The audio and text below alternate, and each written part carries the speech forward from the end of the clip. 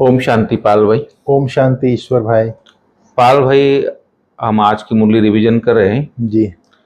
और आज बाबा ने पाल भाई खास बोला है हम्म कि तुम्हारे में ऑनेस्टी होनी चाहिए। हम्म तो ऑनेस्ट वही है हम्म जो सारे यूनिवर्स की सेवा करे, हम्म बहुतों को आप समान बनाए। हम्म तो पाल भाई, आप समान बनाए माना ऐसे नहीं कि मेरे में कोई कमी है तो हम उसी में हमते को खुद को भी संपूर्ण बनना पड़ेगा। पहले ब्रह्मा बाप समान बनना पड़ेगा, ज्ञान योग से भरपूर रहना पड़ेगा, तो हमारे गुणों से भी सेवा होगी। और पूरा टाइम हम सेवा में लगे, जैसे नई नई सेवाएं, नई नई मुरली का विचार सागर मंथन करके, ज्ञान का विचार सागर मंथन करके, नए नए पॉइंट्स निकाल के फिर हम दुनिया को दें। तो हम दुनिया की सेवा करें, यूनिवर्स माना सारे संसार की सेवा करें। हम सेवा तभी कर सकते जब हम भरपूर रहेंगे। ऐसे नहीं कि आप समान, जैसे जगदीश भाई एक मुरली बोला था भाई, पहले बाबा बोल रहा आप समान बनाओ, तो बोला मेरे में क्रोध है उसमें भी क्रोध आ जाएगा, तो बाबा ने वो बोलना बंद कर दिया। बोले फिर बाबा बोला बोले बाप समान बनाओ तो बाबा ने वर्ड चेंज कर दिया, बोले आप सामान्य बच्चे बाप समान बनाओ, तो ब्रह्मा बाप को फॉलो करो। तो बाबा ने आज बोला है कि आप समान बनाओ। तो हम सबको पहले अटेंशन देना चाहिए कि हमें संपूर्ण बनना है। पहले हमारे अंदर सब वैल्यूज होनी चाहिए, तो हम आप समान बना सकते हैं। तो सबसे बड़ी बात है पाल भाई आज आप समान बनाने की। फिर बाबा ने ब्राह्मणों को इशारा दिया कि ब्राह्मण कौन से नहीं बोल सकते। तो बाबा ने बोला कि हमारा डायरेक्ट ब्रह्मा से कोई कनेक्शन नहीं, डायरेक्ट शिव बाबा से कनेक्शन है, हम उसी को याद करते हैं, तो ये आप नहीं बोल सकते। बोले क्योंकि ब्रह्मा से कनेक्शन देवता नहीं बन सकते। जैसे बाबा ने बोला कि देवता कौन नहीं बन सकता है, तो उसका भी बाबा ने पूरा बताया इसके बारे में। फिर बाबा ने बोला कि फूलों का बगीचा तैयार करना है, क्योंकि दुनिया में दुख देने वाले लोग, कांटों का बगीचा है, तो बाबा ने फूलों का बगीचा तैयार करना, ऐसी आत्माओं को इकट्ठा करना है, अच्छी आत्माओं को ज्ञान देकर। फिर आप समान बनाना, आप समान वैसे बनाना है। तो इस तरह बाबा बोलता है कि एक जगह बैठ नहीं जाना है, उनको सेवा में लगे रहना है। इसके ऊपर पूरी मुरली पाल भाई, तो मैं चाहता हूँ कि आप भी थोड़ा डिटेल्स बताएं मुरली की आज की। ओम शांति ईश्वर भाई। ओम शांति। आज हम लोग 5 अगस्त जी 2024 की मुरली रिवीजन कर रहे हैं। जी। जैसे आपने बताया ऑनेस्टी के ऊपर जी, और डायरेक्ट ब्रह्मा से कनेक्शन है जी, इसके ऊपर ही आज मुरली चली है, खास सेवा के लिए। तो बाबा ने कहा है ऑनेस्ट वह है। बाबा ने कहा आज खास करके टीचर्स जो होते हैं उनके लिए बोला जी, जो एक जगह सेवा करे, दूसरी जगह उसको जमा करके किसी और टीचर को दे देवे जी, कोई मुरली सुनाने वाली अच्छी मिल गई, फिर आगे बढ़े जी, और जगह जगह जा करके बाप का परिचय देवे। जैसे खुद बाप का परिचय लिया है जी, और औरों को परिचय दे रही है, उसी तरह बाबा ने आज कहा है ऐसे खुद परिचय लिया है वैसे दूसरों को भी परिचय देकर अपने जैसा परिचय लेने वाला बनाओ जी, और उसको भी मतलब उमंग उत्साह में लाओ कि वो भी औरों को परिचय दे बाबा का। आराम पसंद न हो, कहने का भाव यह है वो भी खुद सेवा में लग जाए, आराम पसंद न रहे। जिसको आप बाप का परिचय दे करके परिचय पाने वाला बनाते हो अपने जैसा, वो भी आराम पसंद न हो, वो भी सेवा में दौड़ लगाए। जी बाबा ने ये कहा, बाबा ने खास कहा ब्राह्मणियों का काम है एक सेंटर जमाया, फिर जाकर और एक सेंटर जमाए और खोले। एक एक टीचर को 10-20 सेंटर खोलना चाहिए। बाबा ने कहा आज बहुत सर्विस करनी चाहिए, दुकान खोलते जाएं, आप समान बनाकर कोई को छोड़ते जाएं। दिल में आना चाहिए कोई को भी आप समान बनाकर तैयार करूं तो और सेंटर खुले, परंतु ऐसे ऑनेस्ट कोई बिरले ही होते हैं। बिल्कुल ऑनेस्ट उसको कहा जाता है जो सारे यूनिवर्स की सेवा करे। एक सेंटर खोला, फिर अपने जैसा सेंटर खोलने वाला आप समान बनाया, फिर दूसरे स्थान पर सेवा की। एक ही स्थान पर अटक नहीं जाना है जी। अच्छा किसको समझा नहीं सकते हो तो कोई और काम करो, बोला बोलते स्थूल काम सेंटर का, उसमें देह अभिमान नहीं आना चाहिए जी। मैं तो बड़े घर की हूँ, यह काम कैसे करूं, हमको दर्द होगा, यह भी थोड़ा काम करने से हड्डी दुखेगी, इसको देह अभिमान कहा जाता है।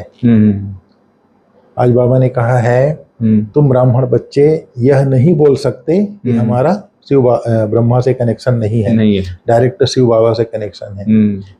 अगर ब्रह्मा से कनेक्शन नहीं है तो ब्राह्मण कैसे कहलाओगे, ब्रह्मा कुमार कुमारी कैसे कहलाओगे। बाबा ने कहा ब्रह्मा के मुख से पैदा हुए हैं ना, तो ब्रह्मा मुख वंशावली ब्राह्मण नहीं कहलाएंगे तो शूद्र के शूद्र ठहरे।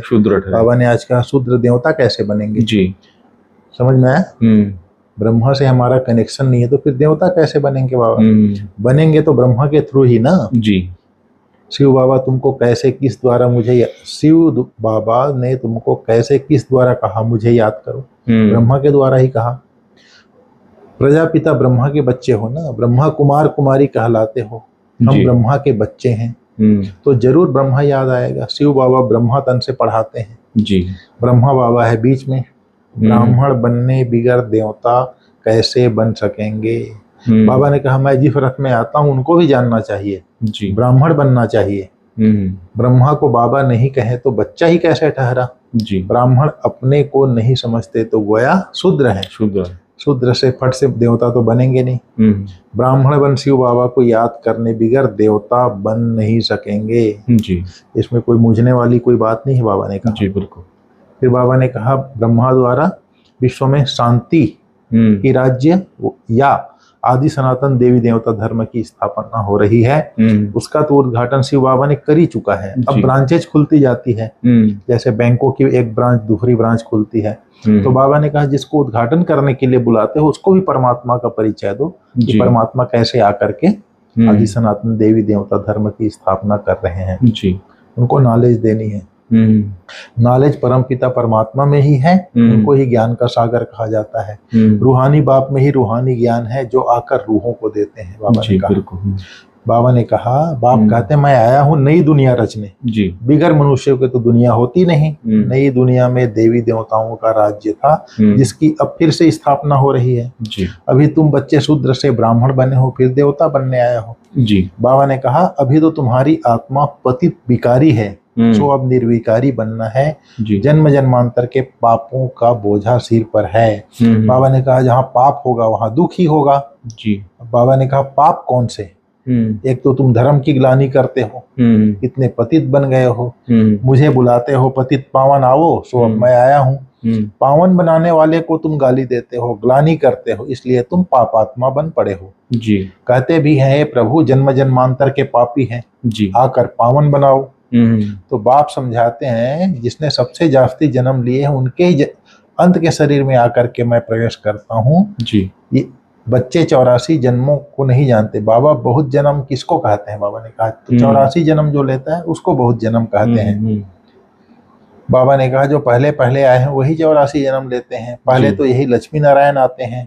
यहाँ तुम आते ही हो नर से नारायण बनने के लिए। कथा भी सत्य नारायण की सुनाते हैं जी। कभी भी राम सीता की कथा, राम सीता बनने की कथा नहीं सुनाते, तो उसकी भी ग्लानि हुई। बाप बनाते ही हैं नर से नारायण, नारी से लक्ष्मी, जिसकी कभी कोई निंदा नहीं करते हैं जी। लक्ष्मी नारायण की कोई निंदा नहीं करता। बाप कहते हैं मैं राजयोग सिखलाता हूँ। विष्णु के 2 रूप यह लक्ष्मी नारायण है, छोटेपन में कृष्ण राधे कृष्ण है। यह कोई भाई बहन नहीं है राधे कृष्ण, अलग अलग राजाओं के बच्चे थे। वह महाराज कुमार, वह महाराज कुमारी, जिसको स्वयंवर के बाद लक्ष्मी नारायण कहा जाता है। बिल्कुल क्लियर हो गया? हाँ बिल्कुल। ये दोनों अलग अलग राजवंश के थे, राधे और कृष्ण अलग अलग घराने के थे। हाँ। राजे घराने के। हाँ। बाबा ने कहा जिससे उद्घाटन कराते हो उसको समझाओ। विश्व में शांति लक्ष्मी नारायण के राज्य में थी। यह सतयुग के मालिक थे। मनुष्य को नर से नारायण, नारी से लक्ष्मी बनाने की यह बड़ी गार्डली यूनिवर्सिटी है अथवा ईश्वरीय विश्वविद्यालय है जी।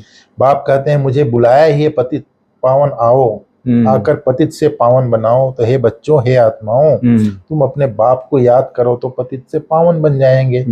बाबा ने कहा परम पिता परमात्मा कहते हैं पतित पावन बाप को बुलाते हैं। पतित दुनिया में पतित पावन बाप ही आएंगे ना जी। पावन दुनिया में तो पतित दुनिया में कृष्ण तो आ ना सके जी। परम पिता परमात्मा कहते हैं काम विकार महाशत्रु है। पहले निर्विकारी दुनिया थी, अब विकारी दुनिया है। विकारी दुनिया है तो दुख ही दुख है, निर्विकारी होंगे तो फिर सुख ही सुख होगा जी। तो यह समझाना है भगवानुवाच काम महाशत्रु है जी।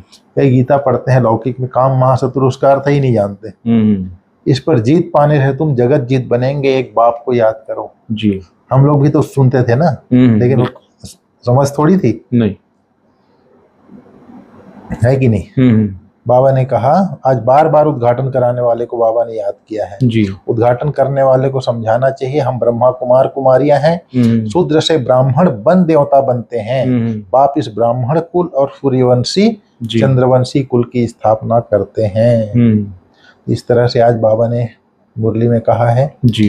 फिर बाबा ने कहा है फूलों का बगीचा तैयार करना है, हर एक को फूल बनाकर आप समान फूल बनाना है जी। हर एक को फूल बनकर आप समान, दूसरों को आप समान फूल बनाना है, किसी भी सेवा में देह अभिमान न आए। बिल्कुल। आज बाबा ने वरदान में दिया, इसी से कनेक्टेड, जैसे सेंटर, एक सेंटर खोला, दूसरे सेंटर के लिए भागना है बोला बाबा, तो कई एक ही जगह बैठ जाते हैं। बाबा ने कहा कोई बिरले ही अनिष्ट होते हैं, तो एक छोड़ के दूसरी जगह जाता है जी। उसके आधार पर ही आज आसक्ति के ऊपर वरदान बाबा ने कहा है, सर्व पदार्थों की आसक्तियों से न्यारे अनासक्त प्रकृति जीत भाव। अगर कोई भी पदार्थ कर्म इंद्रियों को विचलित करता है, अर्थात आसक्ति का भाव उत्पन्न होता है जी, तो भी न्यारे नहीं बन सकेंगे। इच्छाएं ही आसक्तियों का रूप है। कई कहते हैं इच्छा नहीं है लेकिन अच्छा लगता है, तो यह भी सूक्ष्म आसक्ति है। अच्छा। इसकी महीन रूप से चेकिंग करो कि यह पदार्थ अर्थात अल्पकाल सुख के साधन आकर्षित तो नहीं करते हैं, यह पदार्थ प्रकृति के साधन हैं। जब इनसे अनासक्त अर्थात न्यारे बनेंगे तब प्रकृति जीत बनेंगे जी। जैसे दादी जी का स्लोगन है, दादी जी का चित्र लगा है ना प्रकाश स्तंभ जी जी। सदा स्वमान में रहना है, सर्व को सम्मान देना, ये बहुत बड़ा महामंत्र है जी। निमित्त निर्माण निर्मल स्वभाव निर्मल वाणी रखनी है, ये दोनों लाइन जो है ना बुद्धि में आप रख लो, ये दोनों लाइन के ऊपर पुरुषार्थ करो जी। तो दादी जैसे फरिश्ता स्थिति को प्राप्त की, ऐसा ऑटोमेटिक आदमी फरिश्ता स्थिति को प्राप्त कर लेगा जी। जैसे आज बाबा ने कहा ना इच्छा, कई कहते हैं इच्छा नहीं है लेकिन अच्छा लगता है, इच्छाएं ही आसक्ति का रूप है। बिल्कुल।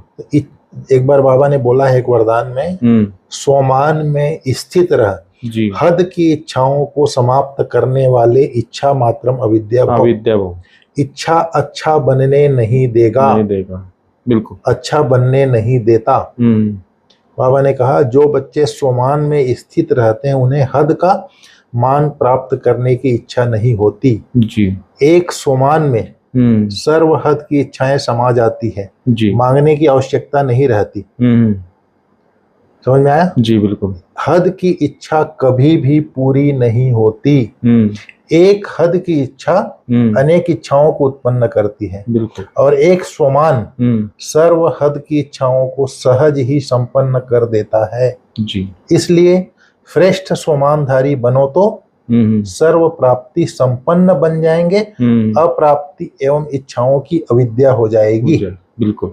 समझ में आया। जगदीश भाई इस पर एक कहानी सुनाते थे। एक साधु था, उसको दूध पीने की इच्छा हुई, किसी ने बोला दूध पीना पड़ेगा, दूध के लिए फिर गाय रखा, गाय के लिए फिर घर बनाया, घर बनाने के लिए गाय पालने वाली रखा, फिर गाय पालने वाले से फिर बच्चा पैदा हो गया, फिर पूरा गृहस्थी बन गया, पूरा मक्कड़ जाल बना लिया।